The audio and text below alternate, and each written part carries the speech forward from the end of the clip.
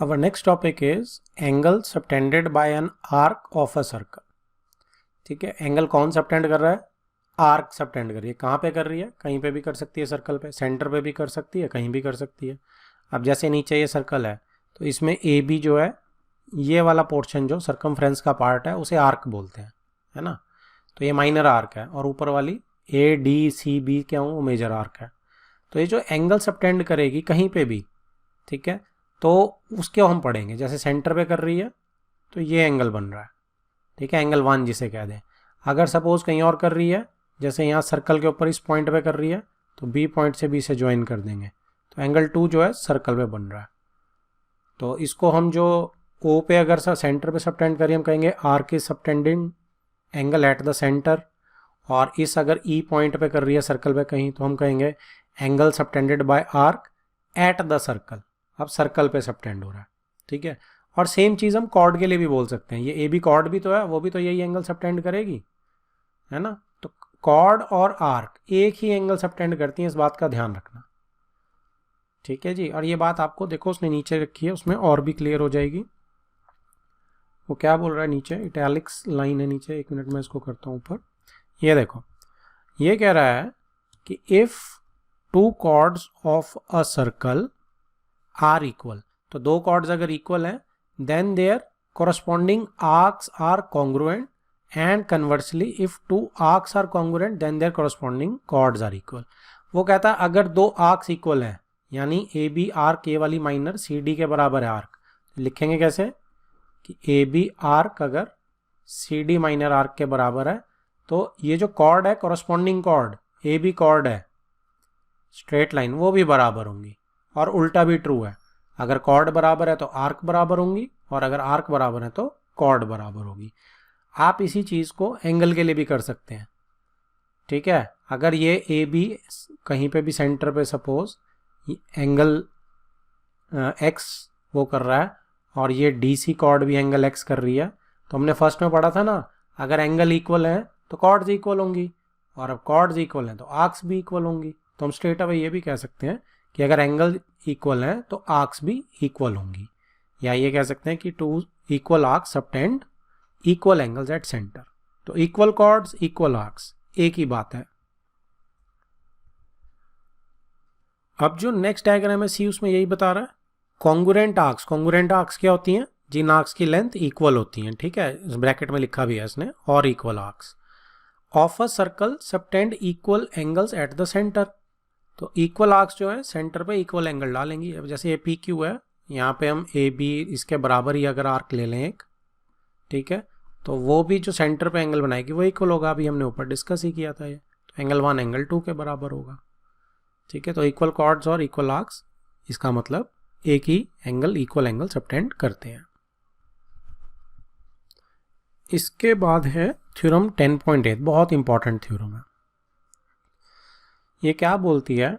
ये कहती है the angle subtended bye an arc at the centre is double the angle subtended bye it, यानी कि उसी आर्क से, at any point on the remaining part of the circle. ठीक है जी. वो ये कह रहा है कि जो भी आर्क सेंटर पे एंगल सबटेंड करेगी, सर्कल के ऊपर वो उससे डबल एंगल सबटेंड करेगी. कहने का मतलब ये 3 केसेस हैं. पहले सबसे 1 से समझो, ये हमारे ब्रेन को देखने में इजी पड़ेगा, कि पी क्यू आर्क है, माइनर आर्क की बात कर रहे हैं, ठीक है जी. तो अगर मैं माइनर आर्क की बात कर रहा हूँ, तो अगर पी ओ क्यू सेंटर पे ये एंगल बन रहा है हमारा, तो अगर ये एंगल एक्स है, ठीक है, तो ऊपर जो है पी क्यू ही सर्कल के ऊपर कौन सा एंगल सबटेंड कर रही है? ए पॉइंट से जोड़ दिया अगर हमने, तो ये वाला एंगल सबटेंड कर रही है, एंगल ए बन रहा है जो. तो आप कह लो अगर ये एक्स एंगल सबटेंड कर रही है पी क्यू आर्क, ठीक है, आर्क में ये वाली ले रहा हूँ नीचे वाली, तो अगर ये एक्स एंगल सबटेंड कर रही है सर्कल के ऊपर, तो सेंटर पे ये उसका डबल सबटेंड करेगी, यानी 2x करेगी. ये सिंपल सी थ्योरम है, ठीक है. तो इसमें आपने एक निशानी याद रखनी है कि आपने आमने सामने वाले एंगल नहीं लेने हैं, उसमें गलती हो जाती है, ठीक है. कई बार क्या होता है, आप ये एंगल ले लोगे और इसका डबल या इसका आधा ऊपर कर दोगे, नहीं, ये नहीं करना आपने. आपने ध्यान रखना कि सेम सेगमेंट में होना चाहिए, एंगल का होना चाहिए सेम सेगमेंट में, और ऑल्टरनेट होना चाहिए। ऑल्टरनेट की निशानी रख लो कि अगर ये एंगल है तो ऊपर वाला छोड़ देना पिंक वाला, और दोनों आमने सामने। ठीक है जी। अब पिंक वाले का एंगल कहाँ बनेगा? पिंक वाले का एंगल बनेगा यहां कहीं, इस सेगमेंट में। तो ये अगर y होगा तो ये 2y होगा। तो आपने ये खास ख्याल रखना है कि एक छोड़ देना है एंगल। ठीक है जी, तो ये गलती नहीं होनी चाहिए। तो अब आओ इसका प्रूफ देखते हैं कि कैसे ये प्रूव हो सकता है। तो प्रूफ इसका कैसे रहेगा, आप क्या करो, a से b को o को ज्वाइन कर दो। ठीक है, ये a b ले ली, b की जरूरत नहीं है। आपने a से o को ज्वाइन करके थोड़ी आगे तक ले लिया। अब इससे क्या होगा, देखो इससे क्या होगा, आप ट्राइंगल देखो कौन कौन सी है। ए ओ पी, इस ट्राइंगल के अंदर ये रेडियस है ओ ए, और ओ पी भी रेडियस है। तो ये आइसोसेलेस ट्राइंगल बन गई ए ओ पी। तो ए ओ पी आइसोसेलेस ट्राइंगल अगर बन गई तो मेरा एंगल पी और एंगल ये वाला इतना पार्ट बराबर हो गया, क्योंकि ऑपोजिट साइड्स के बराबर इक्वल एंगल्स होते हैं। तो अगर मैं इसको x लेता हूं तो ये भी x हो गया। अब ऐसे ही मेरी दूसरी ट्राइंगल कौन सी है, ओ ए क्यू। इसके अंदर भी देखो ओ ए रेडियस है और ओ क्यू भी रेडियस है, तो ये भी आइसोसेलेस ट्राइंगल बन गई ओ ए क्यू। तो ये एंगल जो है अगर y है तो ये एंगल भी y होगा, ये भी आइसोसेलेस है। ठीक है, अब हम एक्सटीरियर एंगल की अगर बात करें तो ओ पी ए ट्राइंगल में ए और बी पी का एक्सटीरियर एंगल कौन सा होगा, एक मिनट कलर चेंज करता हूं मैं, ये वाला होगा एक्सटीरियर एंगल इस ट्राइंगल का। ठीक है, तो एक्सटीरियर एंगल का सम कितना होता है, ऑपोजिट अंदर के दो इंटीरियर एंगल का सम। तो x प्लस एक्स 2x हो जाएगा इसका सम। ऐसे ही येलो वाले एंगल्स का सम भी क्या होगा, ओ क्यू ए ट्राइंगल में इन दोनों का इंटीरियर एंगल्स का सम वाई वाई का, यहाँ पे एक्सटीरियर एंगल बन रहा है तो ये 2y हो जाएगा। ठीक है जी। अब आप देखेंगे कि एंगल ए क्या है, टोटल एंगल ए इज, यानी यहाँ साइड में लिख रहा हूँ, angle P A Q is x plus Y, और एंगल पी ओ क्यू जो सेंटर पे बन रहा है वो कितना है 2x प्लस 2y। तो 2 कॉमन ले लो, x प्लस वाई। तो क्या ये डबल नहीं हो गया पी ए क्यू के, so twice of angle P A Q. तो सेंटर पे यानी स्मॉल टर्म्स में लिख रहा हूँ, angle O is double of angle A. तो जो सेंटर पे एंगल बन रहा है वो डबल है जो सर्कल पे एंगल बन रहा है। ठीक है जी, ये इसकी प्रूफ है इसका। अब ये तो केस 1 है। केस 1 कब है, जब पी क्यू आपका ये ऐसे बिहेव कर रहा है, नीचे की तरफ है, माइनर आर्क बना रहा है। अब यही आप क्या करेंगे, पी क्यू को डायमीटर ले लो, क्योंकि सेमी सर्कल भी तो आर्क होती है। तो अगर पी क्यू डायमीटर की तरह होगा तो क्या होगा सी, तब भी यही काम करेगा, तब भी बिल्कुल सेम करेगा काम। ये दो आपके x हो जाएंगे। ठीक है, क्योंकि ये और ये बराबर है, रेडियस है, और ये भी बराबर है, तो ये दोनों x हो जाएंगे और ये दोनों y हो जाएंगे। ठीक है, अब x प्लस एक्स ये एक्सटीरियर एंगल हो जाएगा पी ओ ए ट्राइंगल के लिए, तो 2x आ जाएगा ये, और ये क्यू ए ओ ट्राइंगल के लिए ये एक्सटीरियर एंगल हो जाएगा। ठीक है जी, 2y हो जाएगा। फिर से देखो आप, a angle x plus Y है और o angle 2x plus 2y है, सेम यही चीज़ रही। तो सेकंड केस में जब ये डायमीटर की तरह एक्ट करेगा तब भी कोई प्रॉब्लम नहीं है।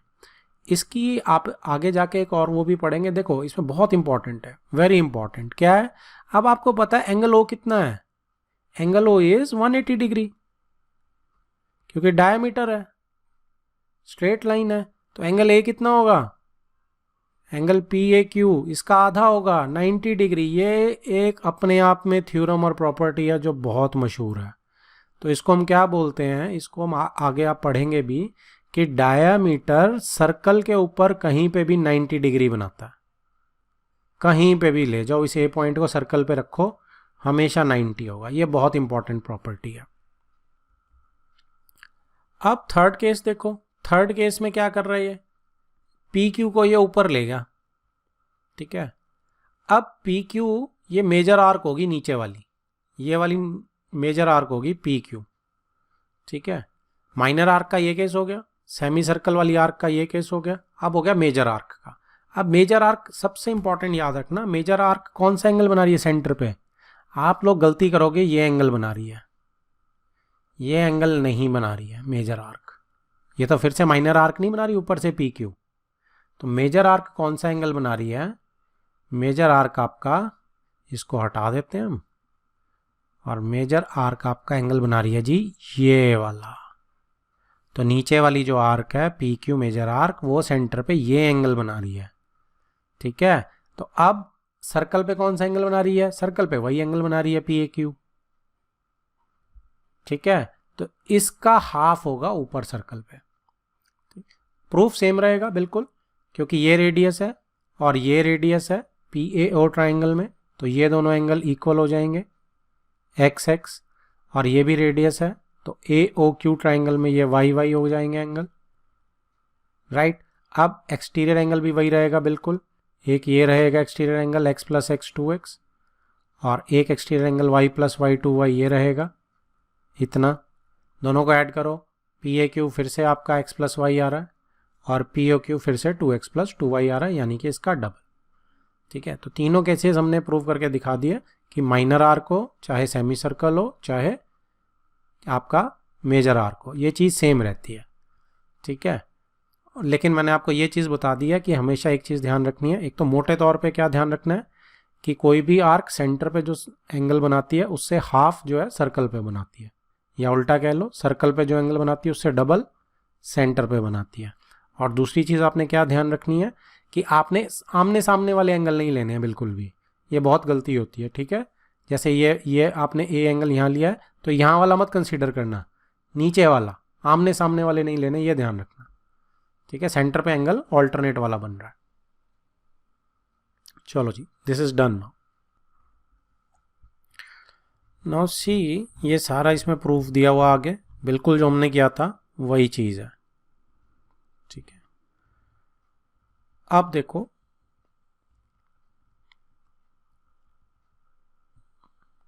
अगला क्या है, अगला जो है ये भी इसी की एक वो है, क्या कहते हैं, कॉरोलरी कह लो या इसी की एक्सटेंशन आप लोग कह लो, राइट।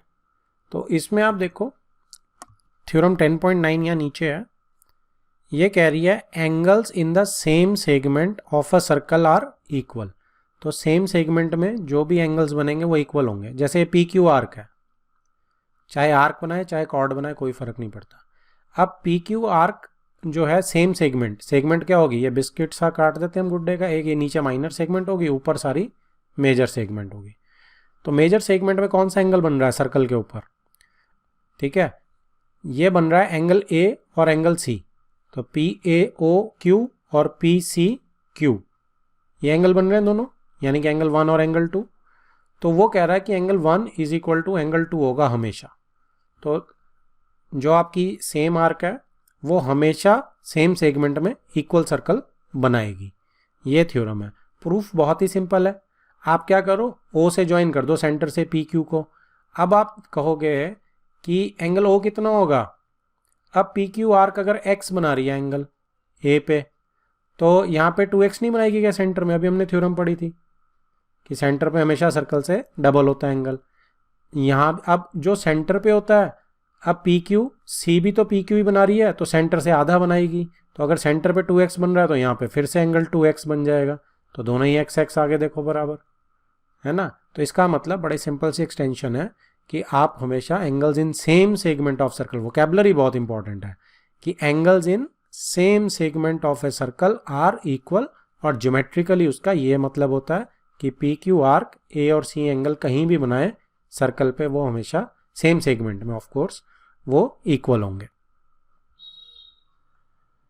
नाउ सी, एक एक्सटेंशन और है इसकी, और ये नीचे आ गई एक्सटेंशन, और ये क्या एक्सटेंशन है, angle in semi circle is a right angle.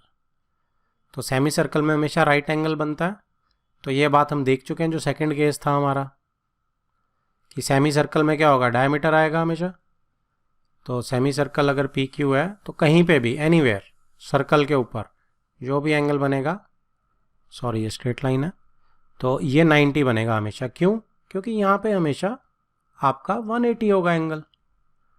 तो यहाँ क्योंकि स्ट्रेट लाइन है, डायमीटर हमेशा सेंटर पे 180 बनाएगा सेमी सर्कल, तो ऊपर हमेशा 90 बनाएगा उसका हाफ, क्योंकि ये तो हमारी थ्योरम है कि सेंटर से हाफ बनता है एंगल।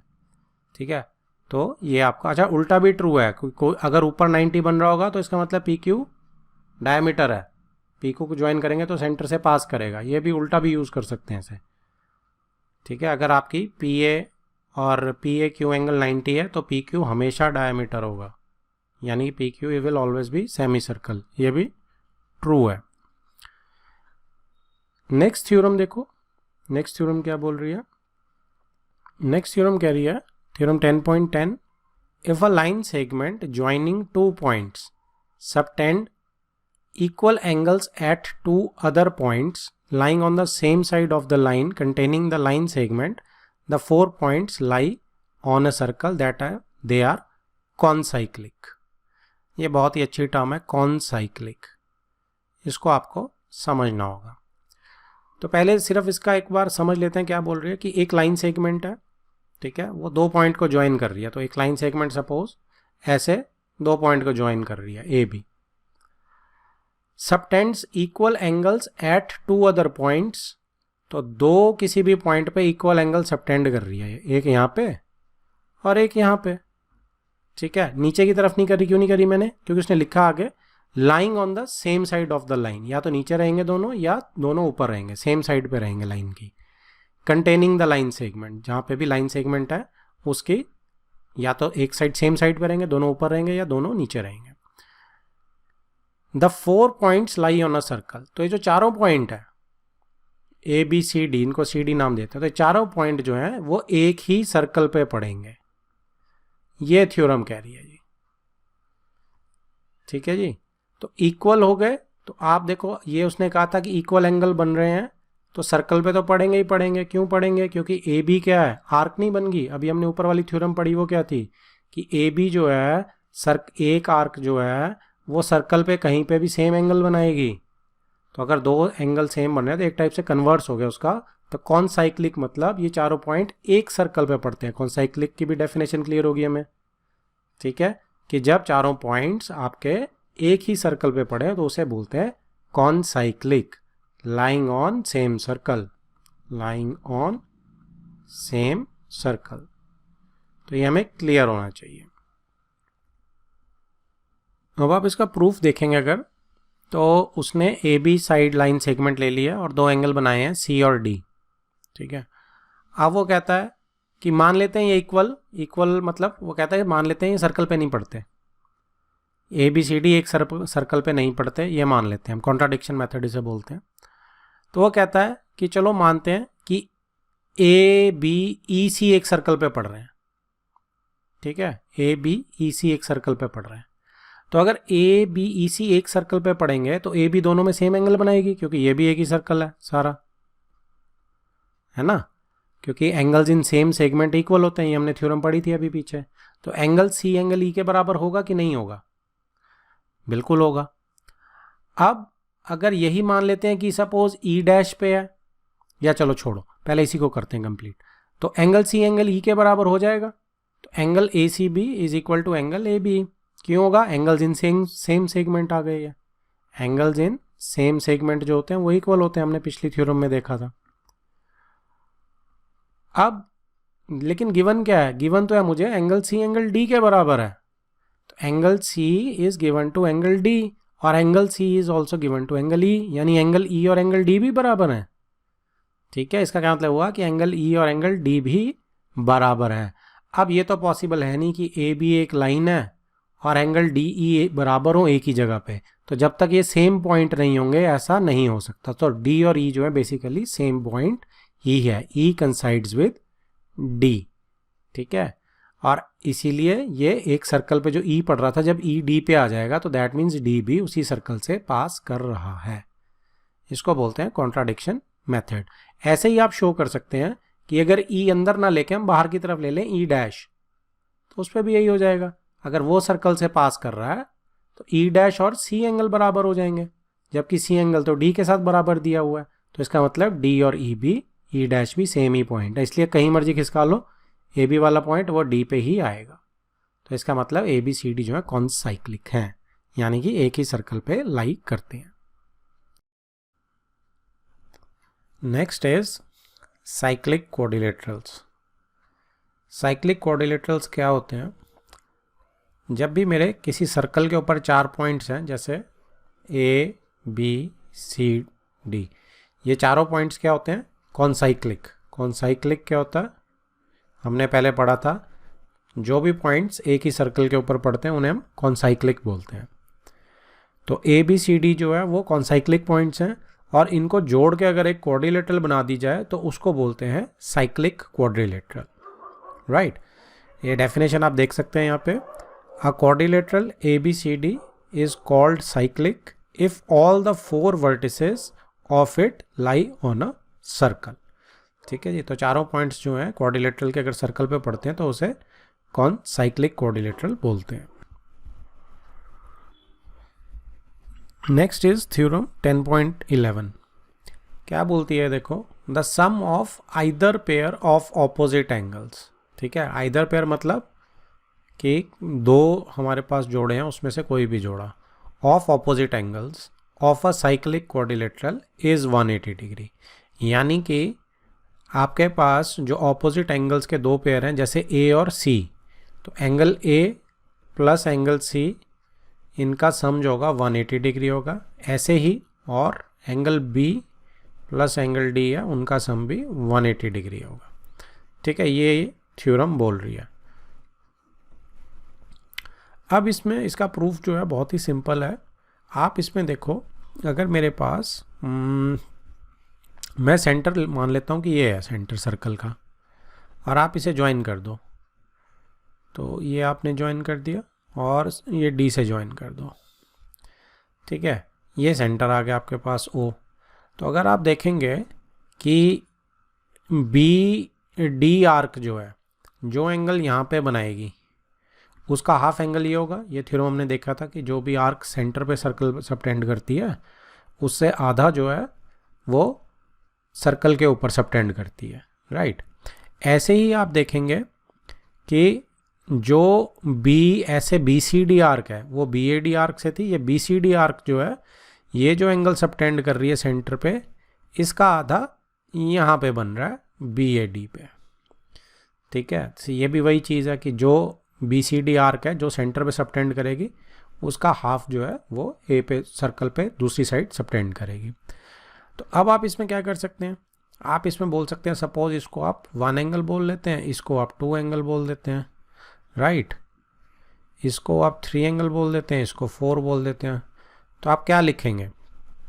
देखो, आप लिखेंगे कि एंगल, प्रूफ में हम डाल देते हैं कि angle 2 is equal to twice of angle 1, ऐसे ही angle 3 is equal to twice of angle 4। ठीक है, और ये हमारी मेन थ्योरम्स हैं।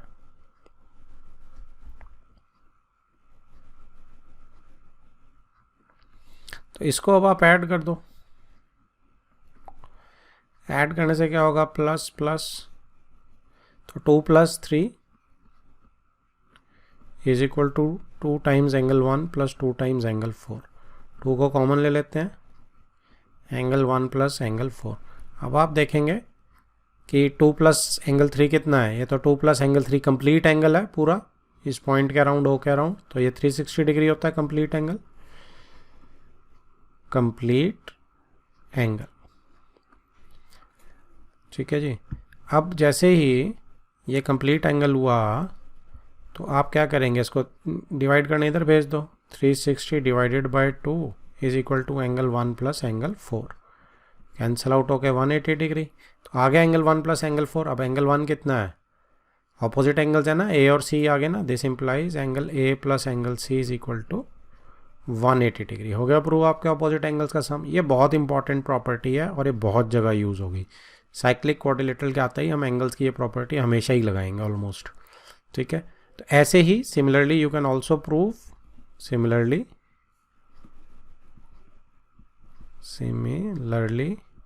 Angle B plus angle D को भी आप प्रूव कर सकते हैं कि वो 180 डिग्री है। उसमें आप क्या करेंगे, उसमें आप ये कर सकते हैं कि आप ये बी ओ को जैसे ज्वाइन किया उसमें आप ए ओ को ज्वाइन कर सकते हैं और ओ सी को ज्वाइन कर सकते हैं, और ये सेम ही रहेगा प्रोसेस। नेक्स्ट इज थ्योरम 10.12 और ये कन्वर्स है हमारी पिछली थ्योरम का। इसमें क्या है देखो, if the sum of a pair of opposite angles of a quadrilateral is 180 degree. अब हमें गिवन क्या है कि ऑपोजिट एंगल्स के पेयर का सम 180 डिग्री है, तो क्वाड्रिलेटरल जो है साइक्लिक है। पिछली थ्योरम में क्या था कि अगर हमारी क्वाड्रिलेटरल साइक्लिक है तो ऑपोजिट एंगल्स का सम जो है वो 180 डिग्री होगा। इसमें गिवन है कि एंगल्स का सम हमारा, जैसे suppose angle A plus angle C is equal to 180, इसमें गिवन है, उसमें 2 प्रूफ था। ऐसे ही angle B plus angle D भी 180 गिवन है, और प्रूफ क्या करना है कि क्वाड्रिलेटरल साइक्लिक है, और हमें ये प्रूव करना है कि क्वाड्रिलेटरल इज साइक्लिक। तो इसको हम कॉन्ट्राडिक्शन मेथड से कर सकते हैं। कॉन्ट्राडिक्शन मेथड में क्या करेंगे हम, कॉन्ट्राडिक्शन मेथड जैसे पहले भी हमने एक थ्योरम करी थी, इसमें हम मान लेते हैं कि कोई पॉइंट जो है वो सर्कल पे नहीं पड़ रहा है, ठीक है। सपोज ए पॉइंट सर्कल पे नहीं पड़ रहा है, तो यहाँ पे हम ई पॉइंट ले लेते हैं जो सर्कल पे पड़ता है, मान लेते हैं, ठीक है। तो अगर ई पॉइंट सर्कल पे पड़ेगा तो क्या होगा, तो देखो सर्कल ऐसे जाएगा, right. So contradiction method, let E point is on circle. तो अगर ई पॉइंट सर्कल पे हो गया तो अब क्या होगा, angle E plus angle C जो है वो 180 डिग्री होना चाहिए। मेन थ्योरम है हमारी है ना, साइक्लिक क्वाड्रिलेटरल की थ्योरम है ये हमारी। तो angle E plus angle C 180 degree होना चाहिए, बट गिवन क्या है, but given is angle A plus angle C 180 degree. तो ये कब पॉसिबल होगा, it is only possible when angle E is equal to angle A हो जाएगा। That means E and A are same points, तो इसका क्या मतलब है, ई को तो हमने सर्कल पे माना हुआ है, दैट मीन्स ए भी सर्कल पे ही है। इसका मतलब ए भी जो है वो सर्कल पे और वो कॉन्साइक्लिक है, ठीक है जी। So this implies A is also on circle and this implies A B C D is cyclic quadrilateral. Done. तो ये कॉन्ट्राडिक्शन मेथड से हम ऐसे कर सकते हैं। Next is example 3। In figure 10.32 A B is a diameter of the circle. तो A B यहाँ पे इसमें हमें दिख रहा है कि डायमीटर है। C D is a chord equal to the radius of the circle. बहुत इंपॉर्टेंट क्वेश्चन है, इस पर आप 2 स्टार लगा लो, बहुत ज़्यादा इंपॉर्टेंट क्वेश्चन है, बहुत स्कूल्स के पेपर में डायरेक्ट आता है। इसमें क्या बोल रहा है कि सी डी जो है कॉर्ड है वो किसके बराबर है, इक्वल टू रेडियस। तो सी डी जो है रेडियस के बराबर मार्क कर लेते हैं, ठीक है जी। तो रेडियस यहाँ पे ओ ए बी है, ओ बी बी है।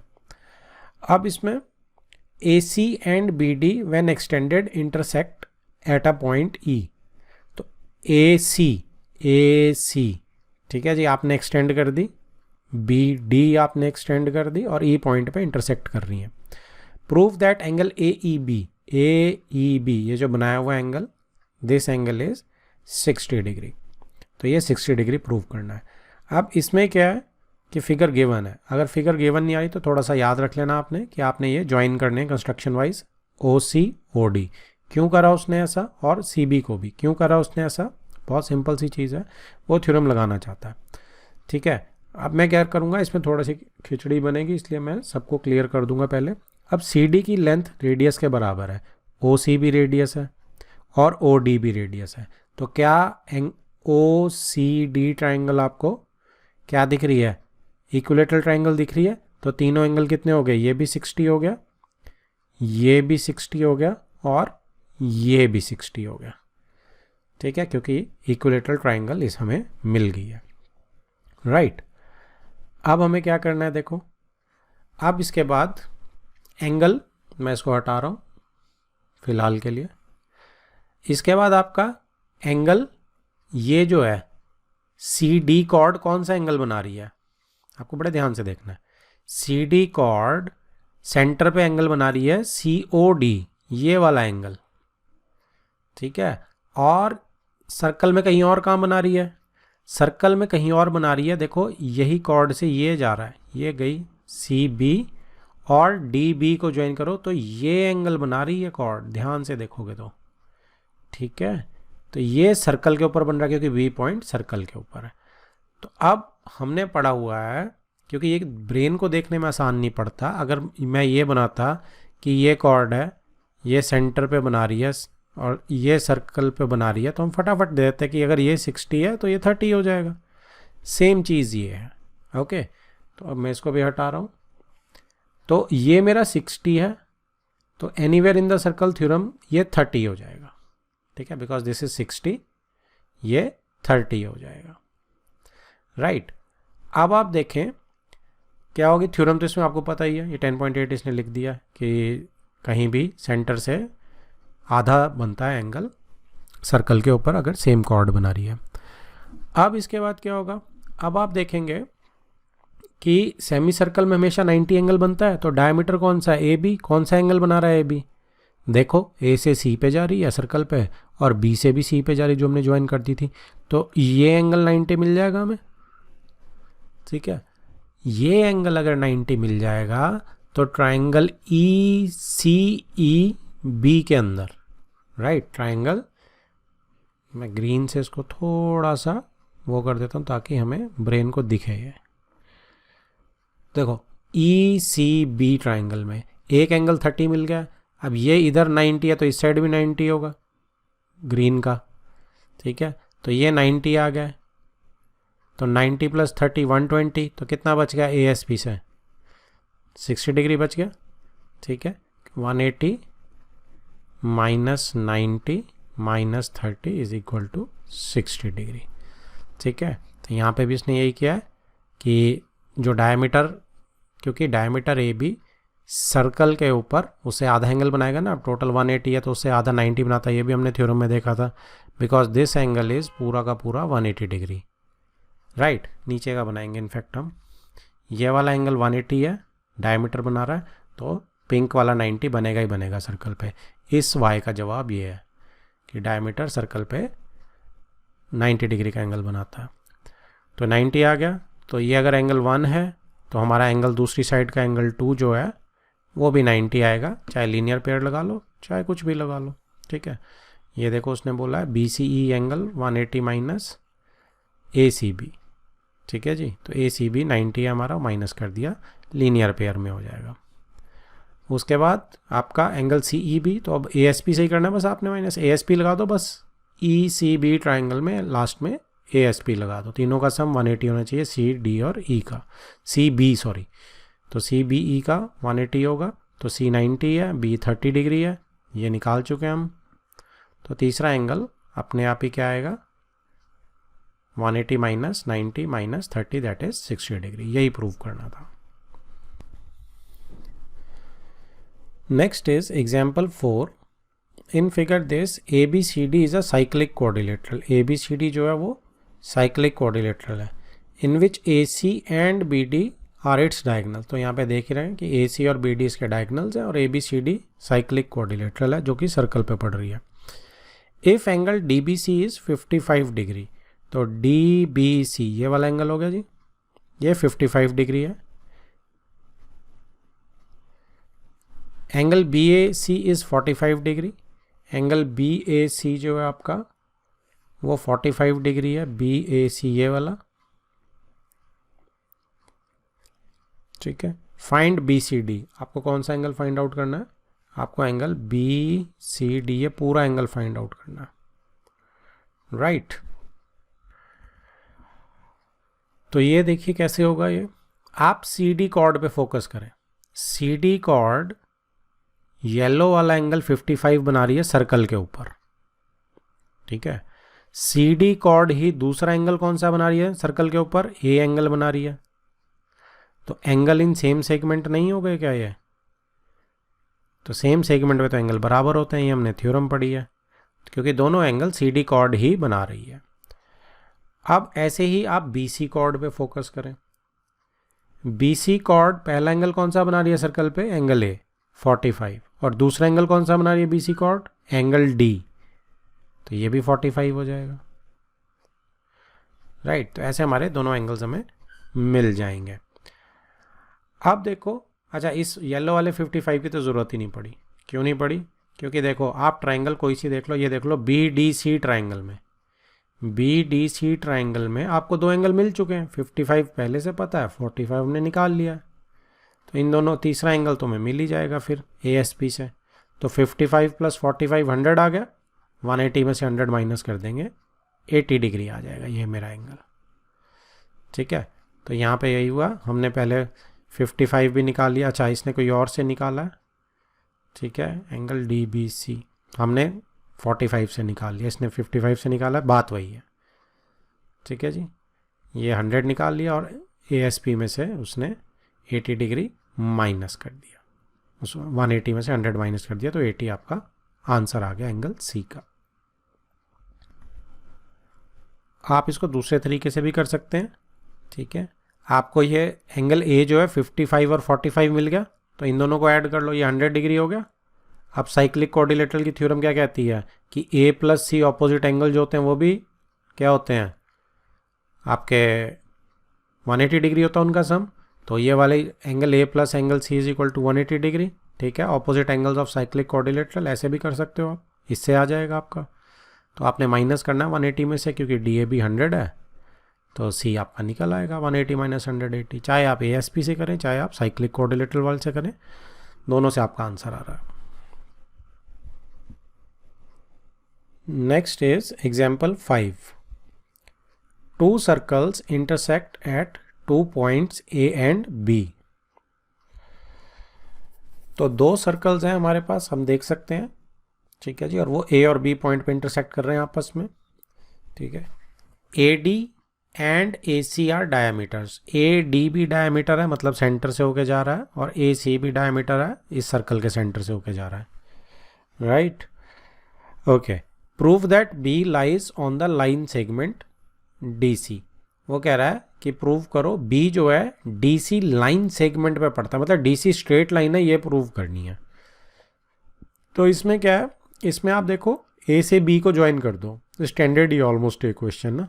तो आप जैसे ही A से B को ज्वाइन कर दोगे तो क्या आएगा, आपको पता है लेफ्ट वाला जो सर्कल है, डायमीटर सर्कल पे 90 बनाता है एंगल, तो डायमीटर AD सर्कल पे कौन सा एंगल बना रहा है, ये वाला, तो ये 90 होगा एंगल ABD, ठीक है। एंगल 1 इसको नाम दे देते हैं, मेन थ्योरम है हमारी ये।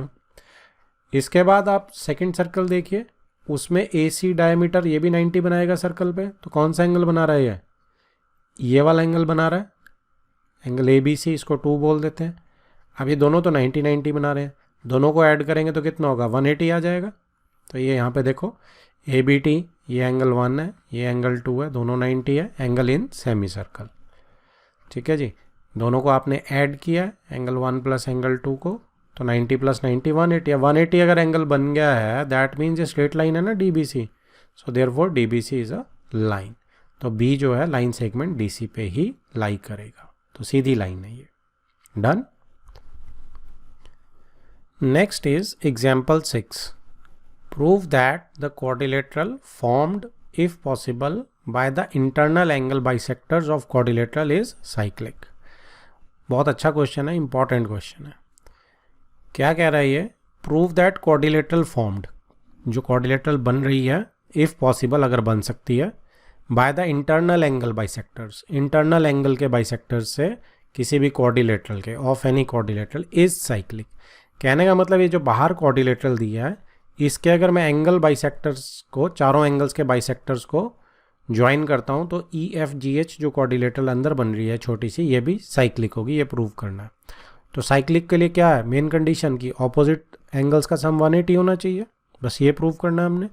तो इसमें 180 कैसे प्रूव कर सकते हैं, देखो इसमें आप देख सकते हैं कि आपका चारों एंगल का सम कितना है,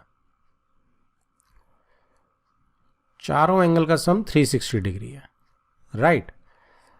अब चारों एंगल का सम 360 अगर सपोज यहाँ मैं छोटा छोटा लिख रहा हूँ, angle A plus angle B plus angle C plus angle D 360, ASP होता है ना, angle sum property of quadrilateral. अब आप क्या करें, दोनों तरफ हाफ कर दें, क्योंकि एंगल बाइसेक्टर्स यूज कर रहे हैं हम, तो इधर भी हाफ मल्टीप्लाई और इधर भी हाफ मल्टीप्लाई। तो इससे क्या होगा, अब सपोज ये 1 है, ये 2 है, ये 3 है, ये 4 है, ये 5 है, ये 6 है, ये 7 है, ये 8 है। तो एक ट्राइंगल में समझते हैं, ABE ट्राइंगल में। तो 8 + 1, अब मैं क्या लिख सकता हूँ, 1 एंगल ए की जगह एंगल ए में से हम 8 उठा लेते हैं, चलो। तो एंगल ए में से हमने 8 उठा लिया, ट्वाइस ऑफ एंगल 8 कर दो, या हाफ एंगल ए मल्टीप्लाई कर दो, सबके साथ हाफ मल्टीप्लाई कर दो। हाफ एंगल ए को मैं 8 लिख रहा हूँ, हाफ एंगल बी को मैं ऊपर ले रहा हूँ एंगल 1, ये वाला, ठीक है। हाफ एंगल सी को मैं एंगल 4 ले लेता हूँ, और हाफ एंगल डी को मैं एंगल 5 ले लेता हूँ, plus angle 5 is equal to 180 degree हो गया।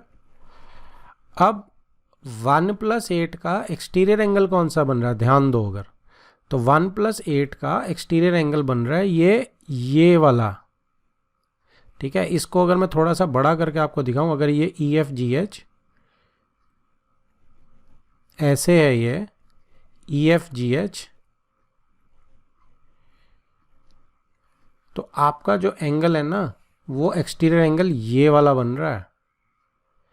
ऐसे ही 5 और 4 का एक्सटीरियर एंगल कौन सा बन रहा है, ये वाला G, ठीक है। तो इसका मतलब 8 + 1 को मैं क्या लिख सकता हूं, इसको हम डाल देते हैं कंटिन्यूटी में 9 और 10। तो angle 9 + 4 + 5 angle 10 is equal to 180 degree. तो एंगल E + G 180 आ गया, ठीक है जी। सिमिलरली बिल्कुल सेम ऐसे ही आप, अगर मैं इसको 11 और इसको H को 12 डाल दूं, तो एंगल 11 + एंगल 12 भी 180 में प्रूव कर सकता हूं। इसका मतलब क्या हुआ, बोथ ऑपोजिट पेयर्स 180 हो गए। तो दिस इम्प्लाइज कि आपका जो ये EFGH क्वाड्रिलेटरल है ये साइक्लिक है। सो this implies EFGH quadrilateral is cyclic. बहुत अच्छा क्वेश्चन है ये। Okay, next comes our exercise 10.5.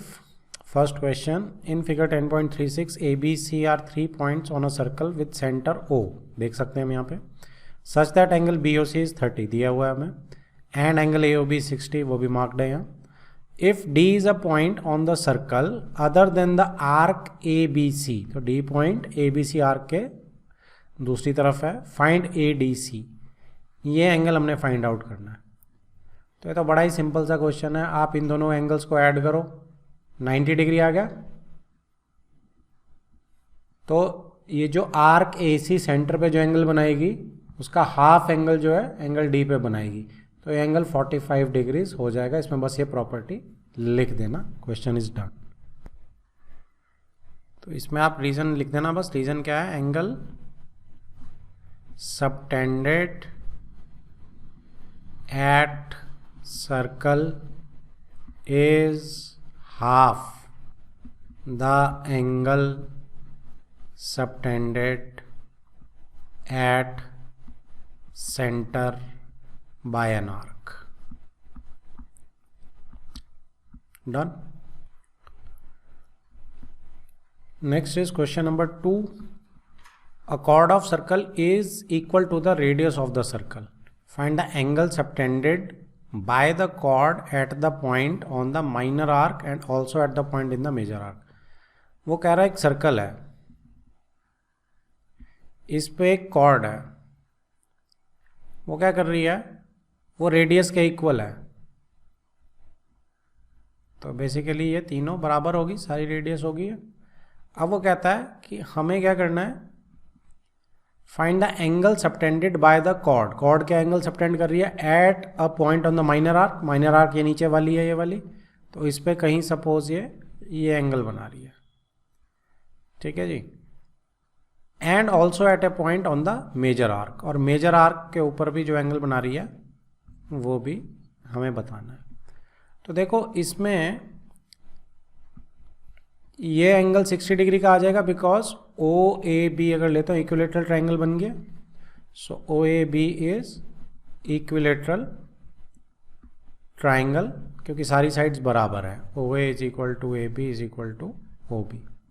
तो इससे क्या आएगा, angle O is equal to 60 degree आ गया. Suppose angle A O B लिखेंगे हम.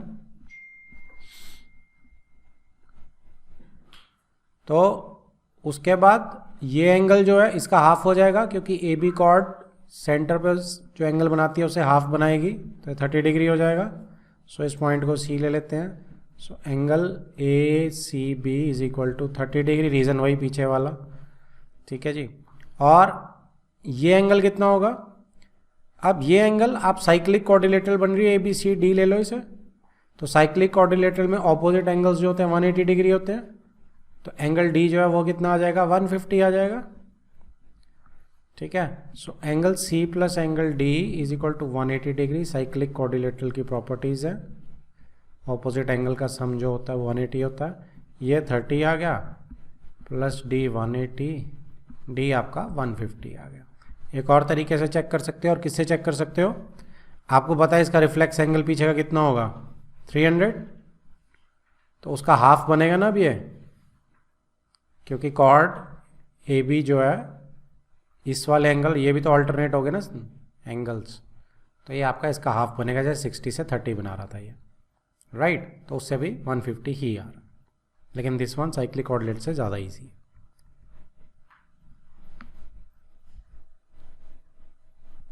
Next is question number 3. In figure this angle PQR is 100 where PQ and R are points on a circle with center O. Find angle OPR.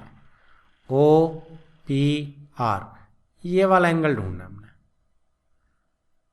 ठीक है जी. ये angle हमें 100 दिया हुआ है. तो सी अगर ये एंगल हमें 100 दिया है तो PR कॉर्ड सेंटर पे कितना एंगल बनाएगी, इसका डबल 200. तो 200 कौन सा एंगल हो जाएगा, ये वाला. ठीक है जी.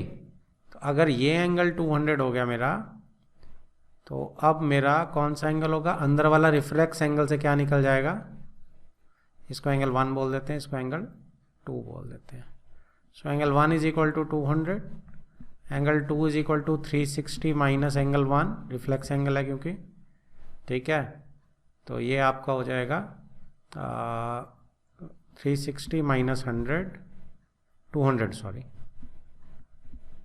ठीक है ना. ये ट्वाइस ऑफ एंगल क्यू हो जाएगा ना क्योंकि ऊपर वाला. तो ये 360 माइनस 200 इज 160. अब आप एक चीज़ देखो, पी ओ आर, क्या ये आइसोसेलेस ट्राइंगल नहीं है, दोनों साइड्स बराबर नहीं है पी ओ आर में, कि दोनों रेडियस है ना. तो आइसोसेलेस ट्राइंगल ये 200 हो गया.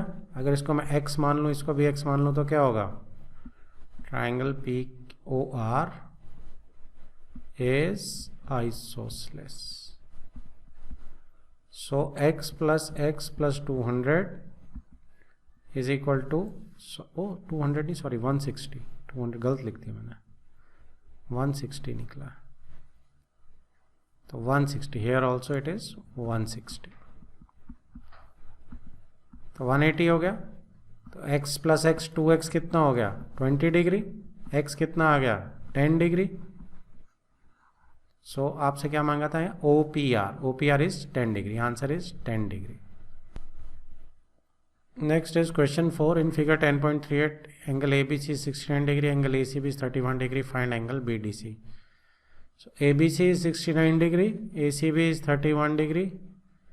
Find angle BDC. तो ये वाला एंगल फाइंड करना है. ठीक है. अब देखो कौन से ट्राइंगल के एंगल्स दिए हैं, ABC के दिए हैं. तो ये 69 है, ये 31 है, तो ASP से निकल आएगा ये एंगल 180 माइनस 69 माइनस 31. ठीक है जी. तो ये 80 डिग्री आ गया. अब क्या ये दोनों एंगल्स जो हैं BC कॉर्ड सेम सेगमेंट में नहीं बना रही है क्या. So angle D is equal to angle A that is 80 degree, angles in same segment. ठीक है. ये हमारी डायरेक्ट प्रॉपर्टी होती है, एंगल्स इन सेम सेगमेंट. तो answer is 80 degree. Next is fifth question. In figure, ABCD are 4 points on a circle. AC and BD intersect at a point E such that angle BEC is 130 degree दिया हुआ है and angle ECD is 20 degree दिया हुआ है. Find angle BAC. BAC ये angle ढूंढना आपको. ठीक है जी, ये मुझे 20 दिया हुआ है, ये मुझे 130 दिया. तो एंगल A और एंगल D सेम सेगमेंट में बन रहे हैं. अगर एंगल D पता चल गया तो एंगल A पता चल गया. अब एंगल DEC उस ट्राइंगल में देखो, अगर ये 130 है तो ये एक्सटीरियर एंगल बन रहा है D और C का 130, या आप ये कह रहे हो लीनियर पेयर से ये 50 आ गया. ठीक है जी, लीनियर पेयर से ये 50 आ गया. और ASP से ये ट्राइंगल की 50 प्लस 20 70 प्लस तो 110 आ गया. तो 110 है तो ये एंगल्स इन सेम सेगमेंट 110 आ गया. Angles in same segment. Done, लिख लेना इसको आराम से. Next is question number 6. ABCD is a cyclic quadrilateral whose diagonals intersect at the point E if angle DBC is 70 degree.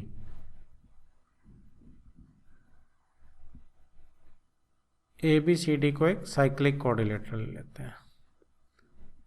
ठीक है, टेढ़ी मेढ़ी जैसी मर्जी बना देना. DBC जो है तो इसको हमें जोड़ना पड़ेगा. DBC 70 डिग्री दिया हुआ है. उसके बाद BAC ये भी जोड़ना पड़ेगा. ये 30 डिग्री दिया हुआ है. एंगल फाइंड BCD, तो ये एंगल फाइंड करना पूरा का पूरा BCD.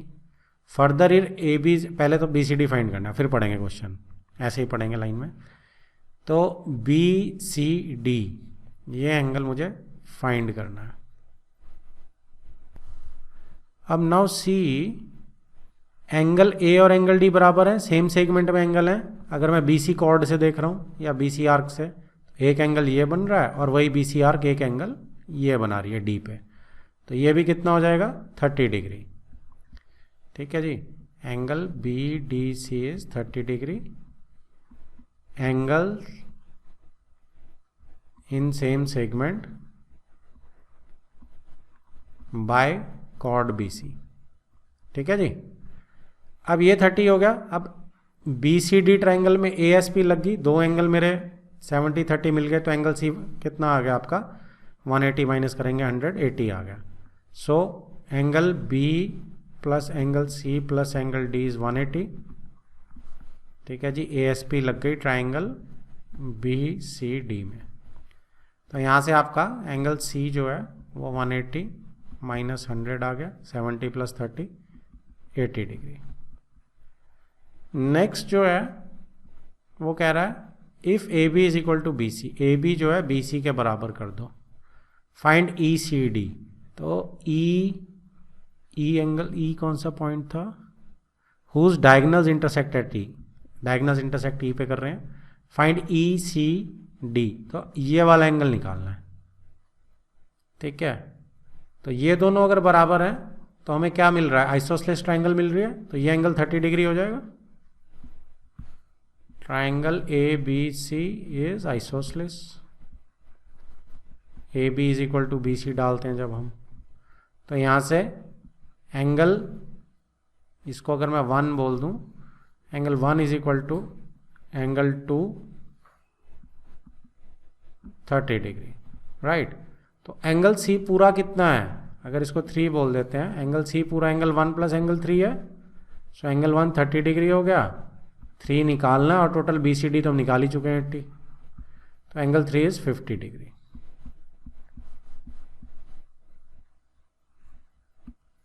डन, ये बन गया जी.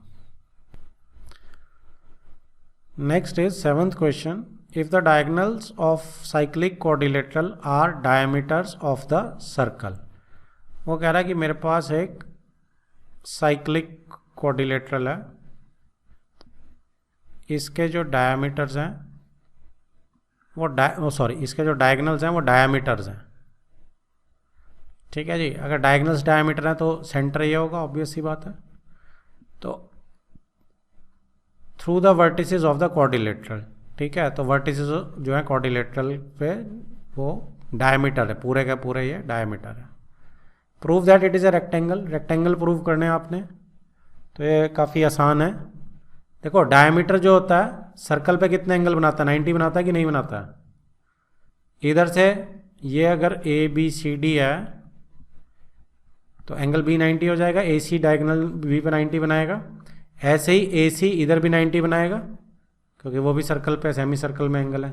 अब दोनों बी प्लस डी का सम कितना हो जाएगा 180, तो बन गई साइक्लिक रेक्टेंगल बन गई। ठीक है, ऐसे ही बी डी का भी चेक करके बताएंगे, ये भी 90 बन जाएंगे, तो चारों 90 आगे बन गई rectangle. So angle B is equal to 90 degree and angle D is equal to 90 degree, both angle made in semi circle by diameter, A C diameter जो बना रहा है। ऐसे ही angle A is equal to 90 is equal to angle C भी 90 रहेगा, angle made by diameter B D. ठीक है जी। So angle A plus angle B plus angle C plus angle D का सम कितना हो जाएगा 90 प्लस 90 प्लस 90 प्लस, ओ sorry सम मत करो, सम की ज़रूरत नहीं है, ऑल एंगल्स 90 लिख दो तो काम हो गया हमारा। Angle A is equal to angle B is equal to angle C is equal to angle D is equal to 90, so A B C D is a rectangle. Done.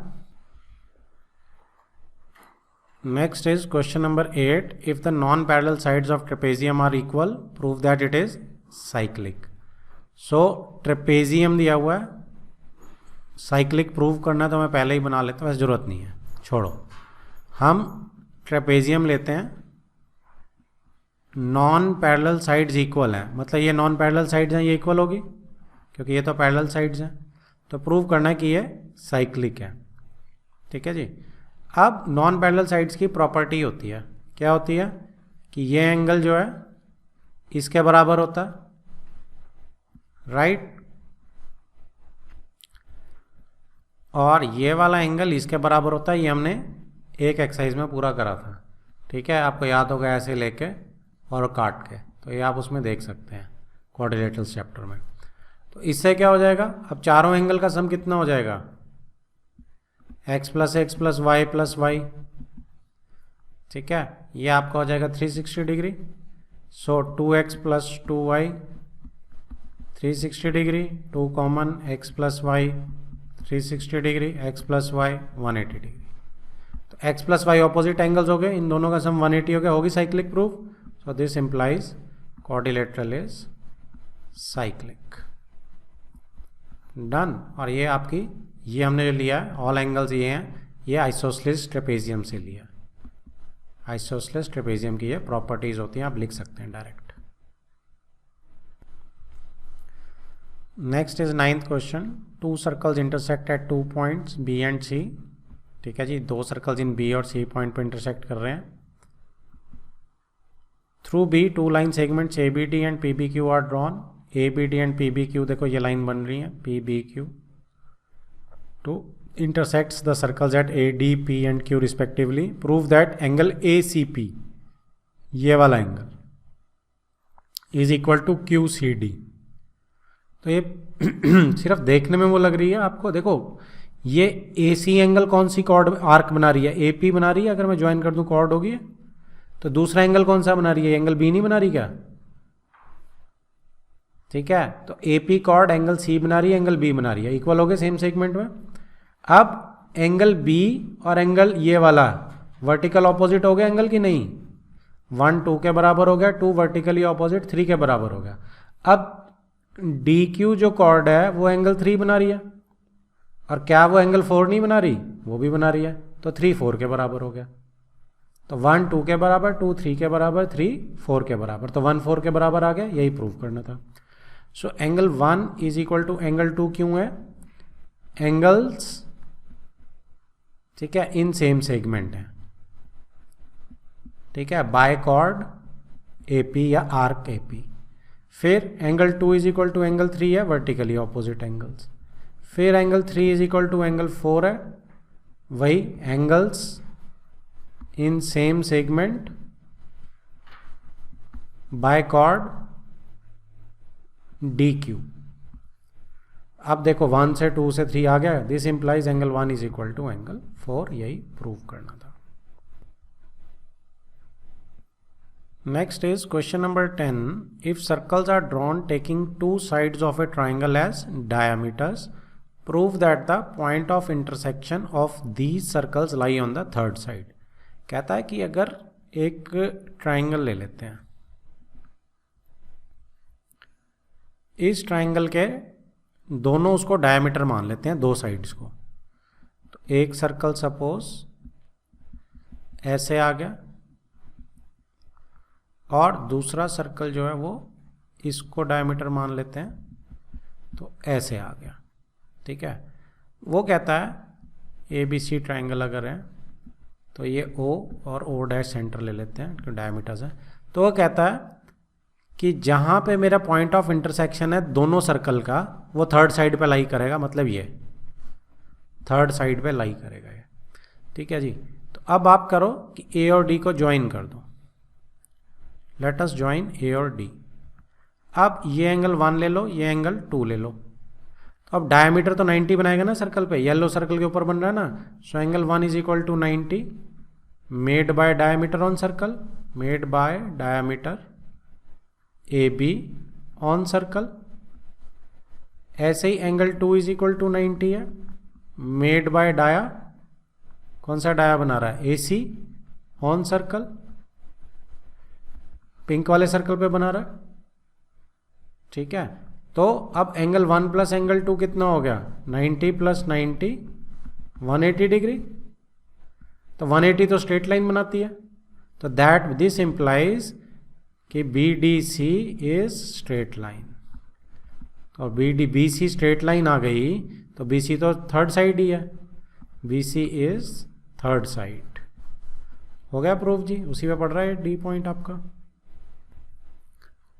Next is 11th question, ABC and ADC are 2 right triangles with common hypotenuse AC।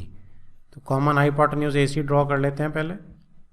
तो 2 right triangles बना लेते हैं, ABC ADC। Prove that angle CAD is equal to angle CBD। Angle CAD is equal to angle CBD, इसको join करना पड़ेगा और इस angle को बनाना पड़ेगा। तो देखने से ही पता चल रहा है बराबर है। कैसे पता चल रहा है, देखो ये एंगल इसके बराबर कब होगा, जब ये सर्कल पे लाई करेंगे तो सेम सेगमेंट में बन जाएंगे, कॉर्ड DC बना देगी सेम सेगमेंट में। उसके लिए क्वाड्रिलेटरल को साइक्लिक होना जरूरी है, साइक्लिक तो दिख ही रहा है। Angle B plus angle D 180 बन रहे हैं क्योंकि, so angle B plus angle D क्योंकि दोनों 90 हैं तो ये 180 बन रहे हैं। सो दिस इम्प्लाइज ABCD आपकी साइक्लिक है। साइक्लिक होने से क्या हो जाएगा कि एंगल 1 और एंगल 2 इक्वल हैं, एंगल्स इन सेम सेगमेंट हो जाएंगे।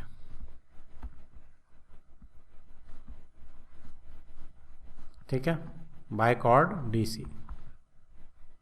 Done. Next is 12th question, prove that cyclic parallelogram is a rectangle. तो वो प्रूव करना है, रेक्टेंगल ही प्रूव करनी है, तो मैं पहले रेक्टेंगल ही ड्रॉ कर लेता हूँ, लेकिन बोलेंगे नहीं हम उसे रेक्टेंगल। ये पैरेललोग्राम है ABCD, प्रूव करना है ये रेक्टेंगल है। तो आप देखो पैरेललोग्राम में एंगल A और एंगल C बराबर होते हैं। ठीक है, एंगल B और एंगल D बराबर होते हैं। तो angle A is equal to angle C होता है पैरेललोग्राम के angles. Angle A plus angle C 180 degree होगा, साइक्लिक क्वाड्रिलेटरल के एंगल्स, राइट। तो इन दोनों से क्या आ जाएगा, 90 आ जाएंगे। Angle A is equal to angle C 90 आ गए। सिमिलरली एंगल B और एंगल D भी 90 आ जाएंगे। सो दिस इंप्लाइज कि चारों एंगल मेरे 90 के आगे, तो ABCD इज रेक्टेंगल। डन।